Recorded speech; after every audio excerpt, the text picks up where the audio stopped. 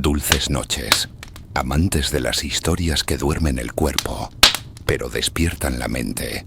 Esta noche abrimos las páginas de un capítulo olvidado por muchos, pero tan real como las piedras de la Torre de Londres. Porque a veces, las verdaderas reinas nunca llegan a llevar corona, y la libertad es solo un eco en los pasillos de un palacio. Si te gustan las historias donde la realeza no es sinónimo de felicidad, estás a punto de sumergirte en una de las más tristes y misteriosas. Así que ponte cómodo, arropa el alma y deja que la voz del pasado te cuente un secreto silenciado por siglos.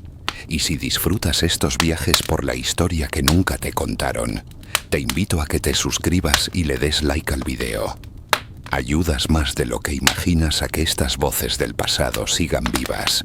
El invierno en Inglaterra puede ser cruel, pero más aún lo era la vida tras las ventanas heladas del castillo de Hardwick Hall, donde una niña crecía entre muros altos, sirvientes discretos y rumores que susurraban que podría llegar a ser reina. Se llamaba Arbella Stuart, y desde que abrió los ojos, su vida estuvo marcada por un destino que jamás eligió. Era sobrina nieta de Enrique VIII, bisnieta de Margarita Tudor, y por lo tanto, tenía sangre real corriendo por las venas.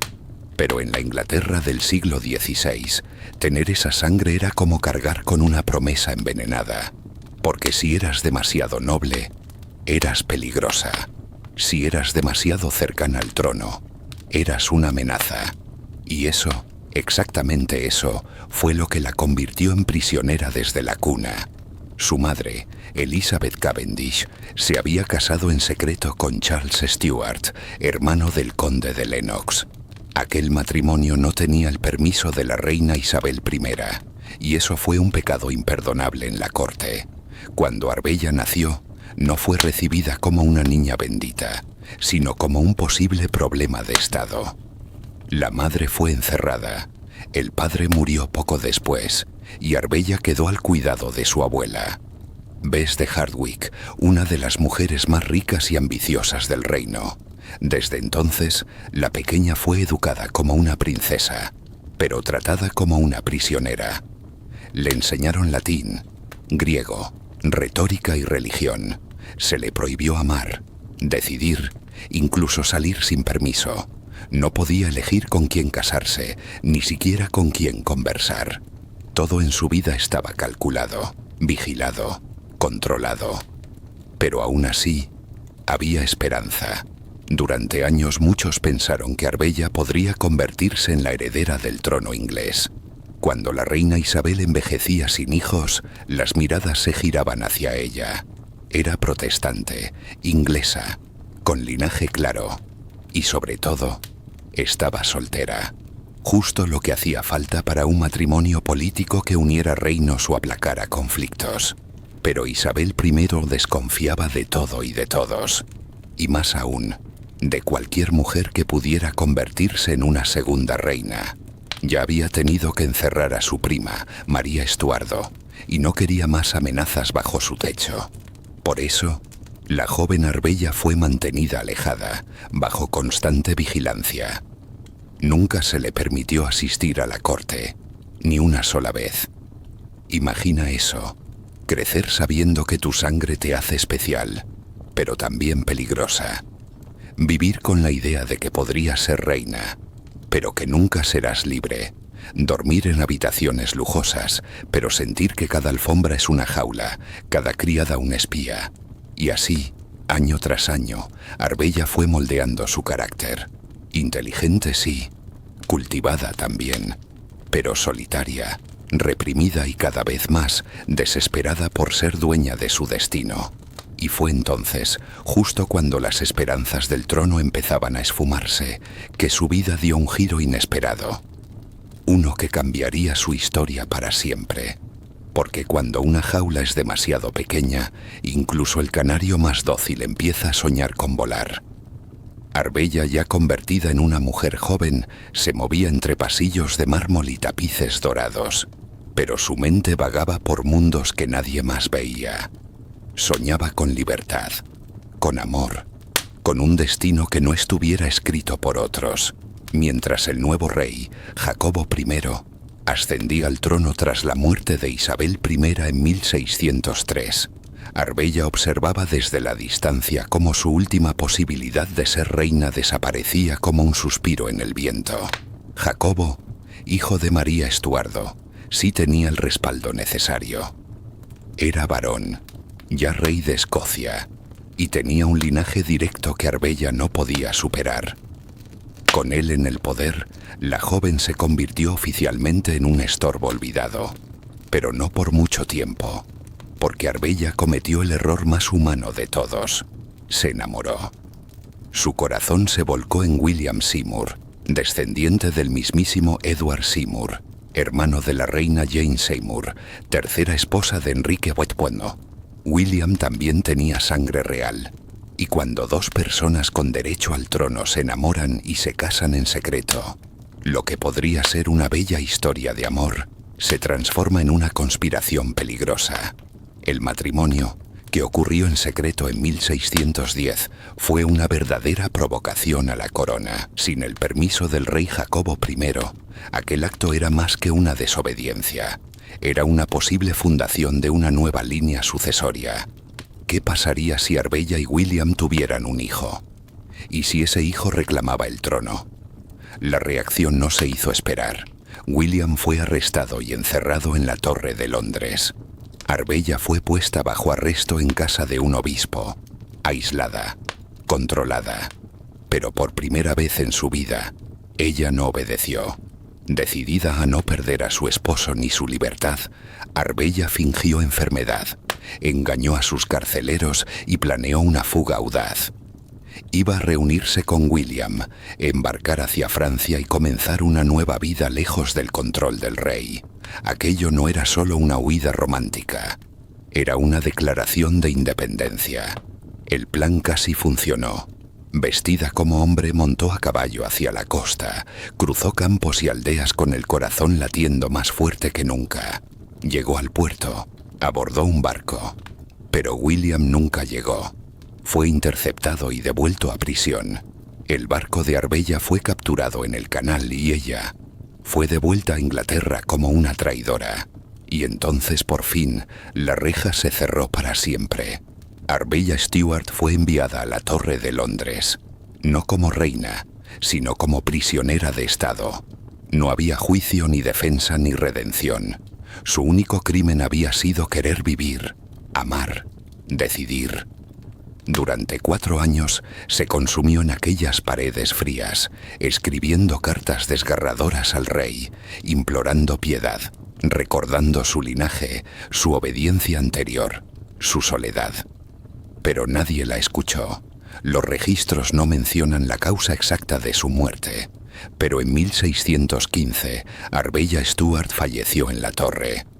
Algunos dicen que fue de hambre, otros que cayó en una locura silenciosa. Sea como sea, murió como había vivido, enjaulada, silenciada, invisible para el poder. Y lo más irónico es que todo lo que quiso fue algo que a muchos se les concede sin pensar: ser libre para elegir. Pero su historia no terminó ahí, porque incluso entre las sombras del olvido, su nombre sigue resonando como un susurro incómodo entre los muros de la historia. Las cadenas de Arbella Stuart se fundieron con el tiempo, pero su historia no es una excepción en los corredores sombríos de la realeza. Es en realidad un eco que se repite una y otra vez, porque detrás de cada corona, detrás de cada título de nobleza, se esconden mujeres que, como Arbella, nunca eligieron su destino, y cuyo único error fue haber nacido demasiado cerca del poder. Y entre todas esas figuras olvidadas, hay otra que comparte con Arbella un destino cruel, casi calcado, y aún más desgarrador. Su nombre fue Juana de Inglaterra, pero la historia la recuerda como Lady Jane Grey. ¿La recuerdas? Tal vez no. Fue reina de Inglaterra durante apenas 9 días.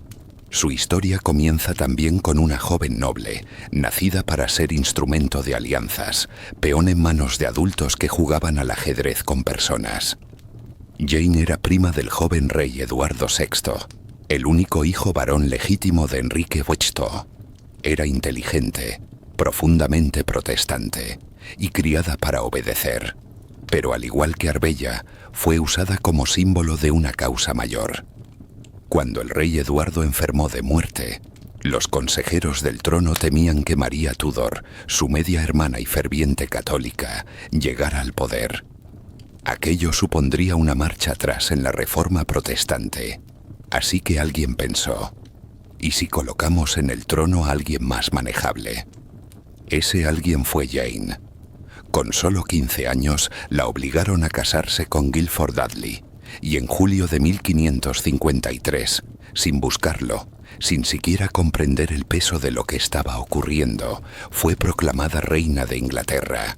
Una corona que nunca pidió fue colocada sobre su cabeza, mientras el pueblo apenas entendía quién era ella. Pero a diferencia de Arbella, Jane sí pisó brevemente el trono. 9 días. Ese fue todo su reinado. Porque María Tudor, con sangre real directa y el corazón endurecido por años de exilio y desprecio, reunió un ejército, marchó sobre Londres y exigió lo que creía suyo por derecho. Jane fue derrocada sin resistencia, detenida, encarcelada en la Torre de Londres, el mismo lugar donde siglos después Arbella también sería encerrada. Y entonces vino la parte más cruel. Jane no era una conspiradora, no había luchado por la corona, ni siquiera había gobernado realmente, pero se convirtió en un símbolo peligroso, una posible rival para el nuevo régimen. Marie Moville al principio pareció dispuesta a perdonarla, pero tras un fallido levantamiento protestante donde el nombre de Jane volvió a sonar, la nueva reina no dudó. Jane debía morir. El 12 de febrero de 1554, con apenas 16 años, fue ejecutada en la torre. Su última palabra fue un susurro de fe, y su cuerpo, frágil y delgado, fue enterrado allí mismo, lejos del mundo, lejos de la vida que nunca le permitieron tener. ¿Ves el patrón? 2 mujeres separadas por décadas, pero unidas por el mismo hilo invisible. Nacieron demasiado cerca del trono, desearon vivir a su manera y fueron castigadas por ello. La historia no solo está escrita por los vencedores, sino también silenciada por los que temen perder el poder. Y lo más inquietante es que, aunque sus voces fueron apagadas, sus historias no han muerto, porque siguen apareciendo en los susurros de los castillos, en los documentos ocultos, y ahora, en este rincón donde tú y yo desenterramos el pasado para no dejarlo morir. Y mientras una estrella más se apaga en este firmamento de tragedias reales, otra empieza a brillar. Porque no fue solo Inglaterra la que crió reinas invisibles. Al otro lado del mar, en un imperio aún más vasto y despiadado, una mujer también desafió el orden impuesto por su linaje, y pagó el precio con sangre. En el corazón de Estambul, donde el Bósforo acaricia los mármoles del antiguo palacio de Topkapi, existía un lugar que pocas personas conocen de verdad: el harén imperial.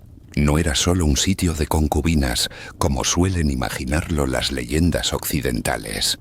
Era una jaula exquisita, donde se decidía el destino de imperios enteros. Y allí, tras muros que ocultaban secretos más profundos que los del propio trono otomano, nacieron y murieron sueños de libertad. La primera de estas mujeres fue Mustafa, o más bien, la madre de Mustafa, Mahidevran Hatun.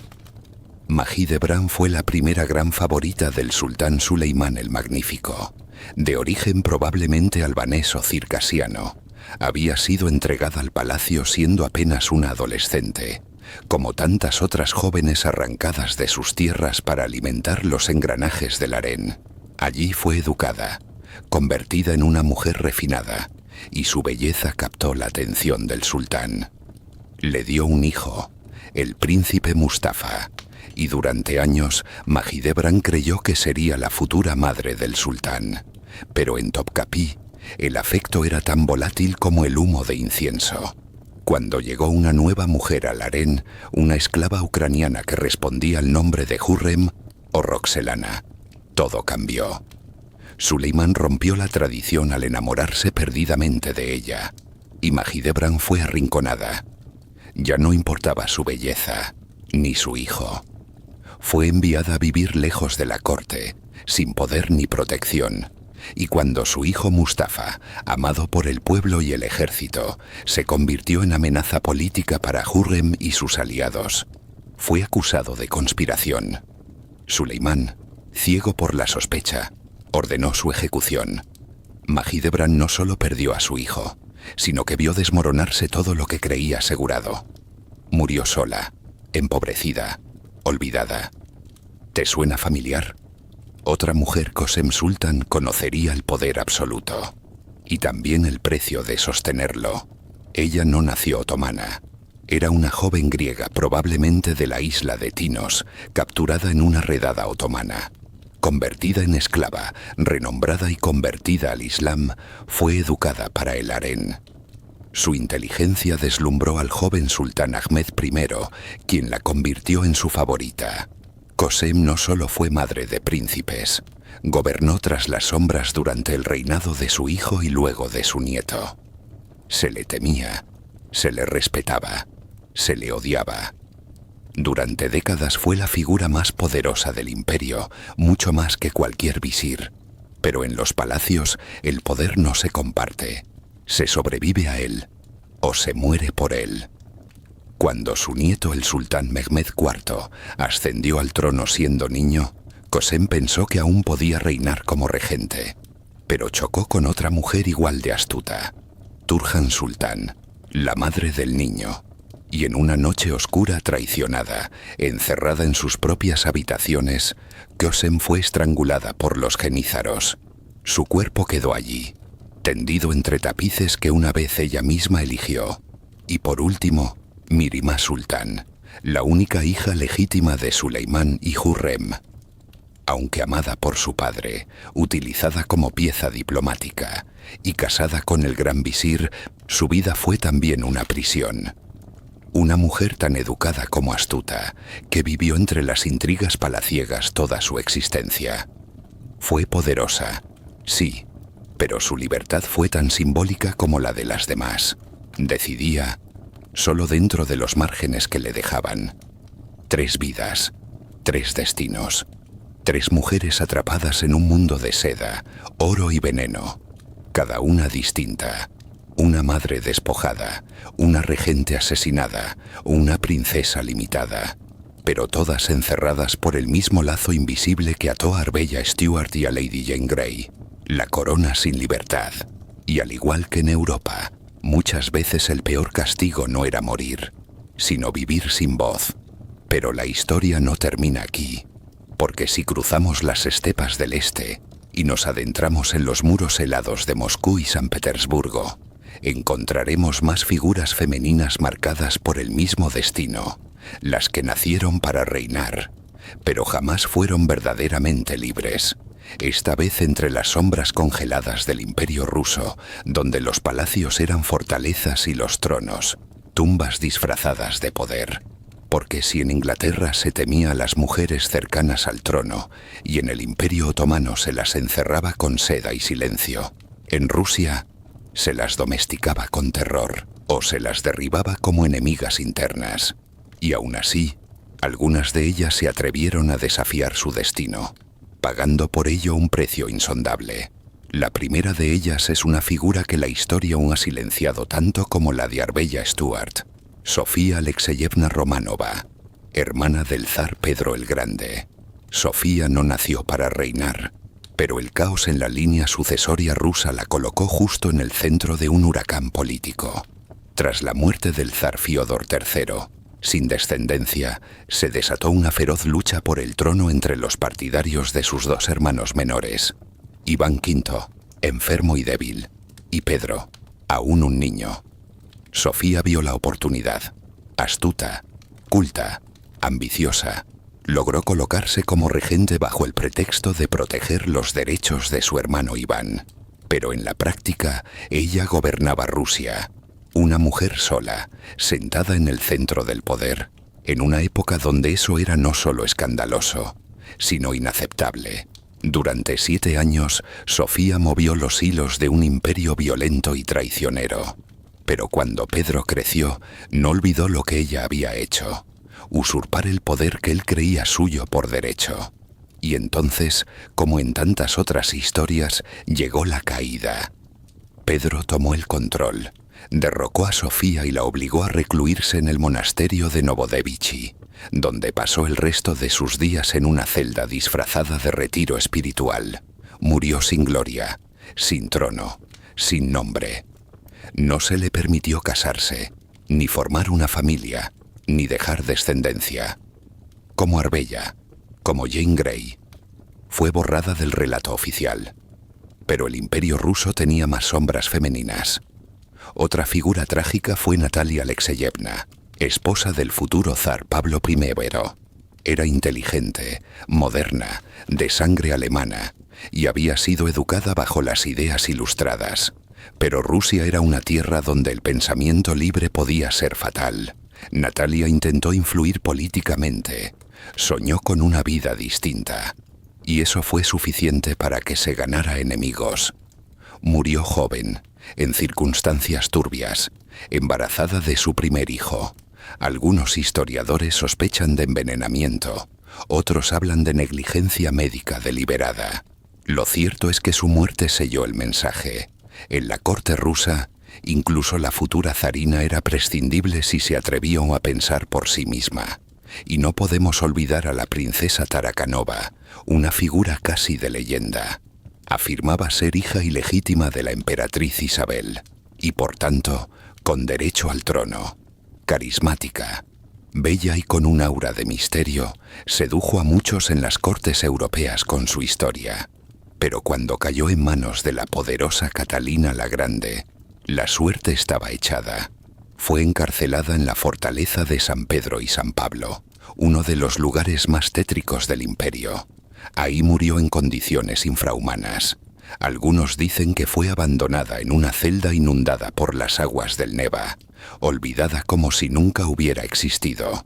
Su nombre fue borrado, su cuerpo enterrado sin honores. Otra reina sin corona, otra mujer cuya única culpa fue atreverse a soñar con el poder. ¿Lo notas? Es como si el mundo tuviera un guión oculto para ciertas mujeres. Si nacen demasiado cerca del poder, pero no tienen el favor del momento, se convierten en fantasmas vivos. Sofía en su monasterio, Natalia en su tumba prematura, la princesa Tarakanova hundida por la humedad y el silencio.